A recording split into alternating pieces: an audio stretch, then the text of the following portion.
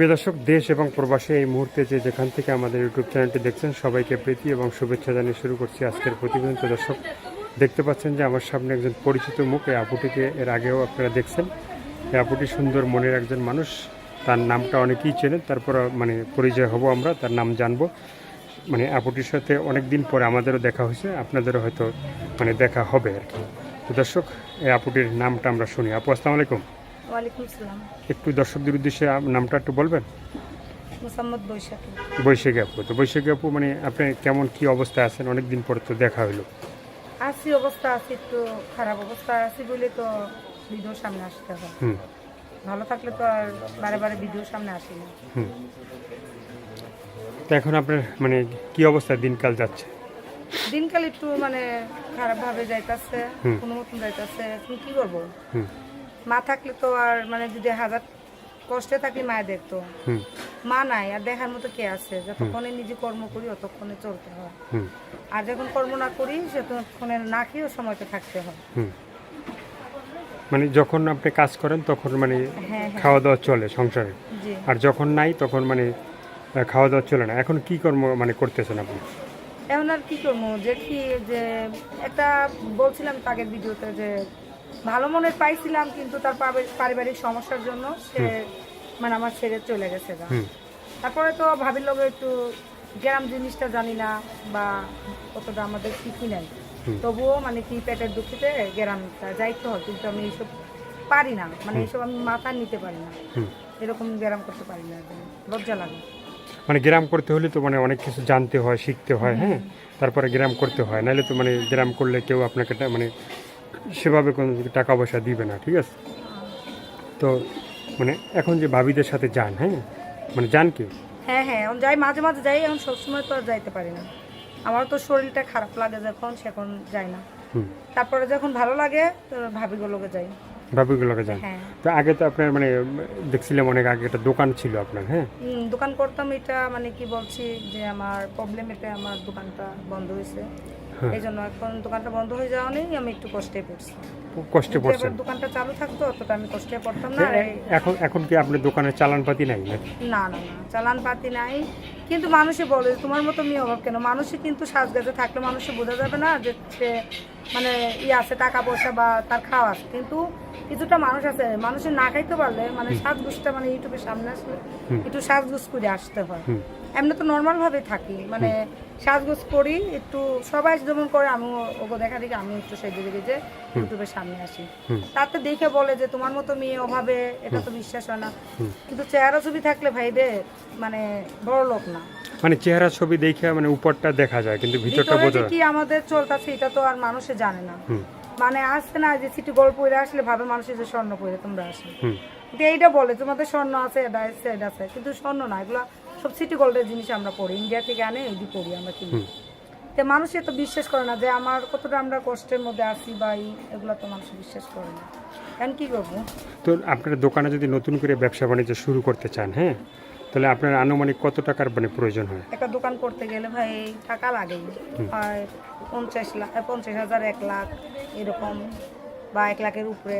এখন যে জিনিসের দাম কত সবকিছু, কি এখন কি করব? এখন নিজের চালান নাই বলে দোকানও করতে পারি না। নিজের চালান নাই সেজন্য আপনি দোকান করতে পারতেছেন না। হ্যাঁ, তো নিজের যদি কেউ যদি আপনার পাশে থাকে বা আপনাকে যদি ভালোবাসে, হ্যাঁ, সে যদি আপনার সাথে কথা বলবো।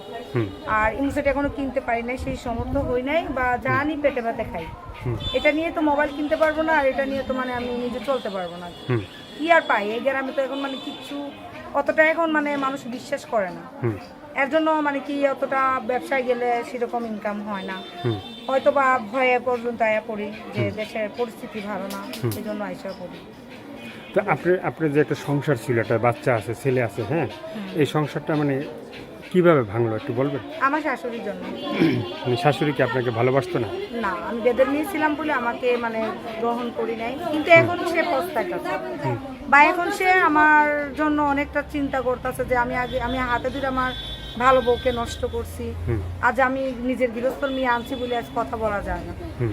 আর আগের বউটাকে এত বকা দিছে, এত গাল দিছে, কখনো সে উত্তর দেয়নি। হুম। সে মানে হাসিতে উড়াই দিছে। কিন্তু এখনের যে বউটা আনছি তার সাথে কথাই বলতে পারে না, মানে এতই। মানে আপনি যখন ছিলেন তার ঘরে, আপনি বেদের মেয়ে দেখে আপনাকে মানে তারাই দিছে?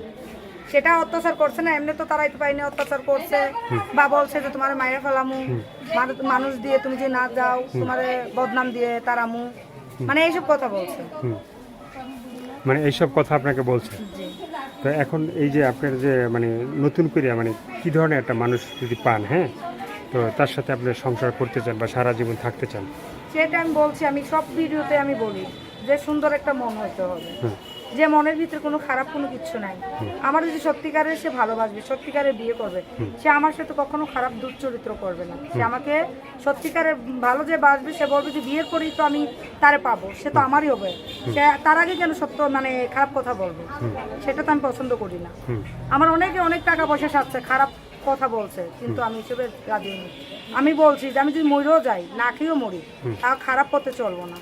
আমার ইচ্ছা করলে তো আমি লাখ লাখ টাকার পথে ঘুমাইতে পারবো, কেন আমি খারাপ পথে চললে কেন চলি না, কষ্ট করে কেন খাই, দূর মানে এই রোদ এই বৃষ্টিতে ভিজে কেন গ্রামে যাই, জানিও না তবুও পেটের দুঃখিতে যাই, এগুলো শিখি নাই আমরা কখনো। এ পর্যন্ত অনেক প্রবাসী ভাই বা দেশের ভাই আপনার পাশে ছিল বা আপনাকে সাহায্য সহযোগিতা করছিল, হ্যাঁ, হ্যাঁ হ্যাঁ। তো আপনার মানে অনেকেই মানে অনেক কথা বলছে ভালো মন্দ খারাপ, তো তাদের উদ্দেশ্যে কিছু বলার আছে? মানে তাদের জন্য আপনি তাদের দোয়া করেন বলেই কি? কেউ না বুঝে না শুনে কথাবার্তাই তো বলে, বা তাদের তো আর বকা দিতে পারবো না, হয়তো বা তাদের বোঝাবো যে ভাই তোমাদের বাড়িতে মা বোন আছে, আমাদের মা বোন হিসাবে দেখবা, কখনো খারাপ চোখে দেখবা না, খারাপ ভাষা বলবা না, কেন সবার বাড়িতে মা বোন আছে, মা বোন হিসাবে দেখলে আল্লাহ ভালোবাসবে, সবাই ভালোবাসবে না। আমাদের সাথে ভালো ব্যবহারের কথা বলে আমরাও তাদের সাথে ভালো ব্যবহারের কথা বলবো, কেন আমরা তো খারাপ মানুষের সাথে কথা বলি না, তাদের ফোন কাটি কেন, খারাপ কথা বলে বলে তাদের ফোন কাটি, কিন্তু কিছু ভালো মানুষও ফোন দেয় তাদের ফোনও কাটা ফেলে, কেন কিছু খারাপ মানুষের জন্য। তো যারা আপনার পাশে ছিল ভালো কথা বলছে তাদের জন্য কি মন থেকে দোয়া করেন? আমি তো মন থেকে সবার জন্যই দোয়া করি, খারাপ কি আর ভালো কি ভাই, তাদের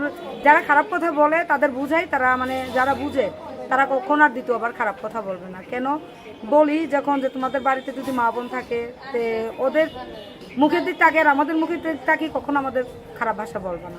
আর কিছু বলতে না চান আপনি? তারপরে আর তারা বলে না। মানে আপনি কি আর কিছু বলতে চান?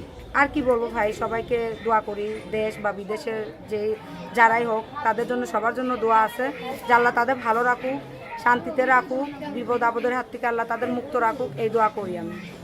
তো দর্শক, এই আপুর কথাগুলো শুনলেন, ভালো লাগলে অবশ্যই তার পাশে থাকবেন, সাহায্য সহযোগিতা, প্রেম ভালোবাসা, বিয়ে শাদী যে যেটা করবেন সেটা আপনাদের একান্তই ব্যক্তিগত ব্যাপার। ভালো থাকেন, সুস্থ থাকেন, 5 ওয়াক্ত নামাজ পড়বেন আর দেশটাকে বেশি বেশি করে ভালোবাসবেন। আর যারা নতুন চ্যানেলটি সাবস্ক্রাইব করে সঙ্গে থাকবেন। আল্লাহ হাফেজ।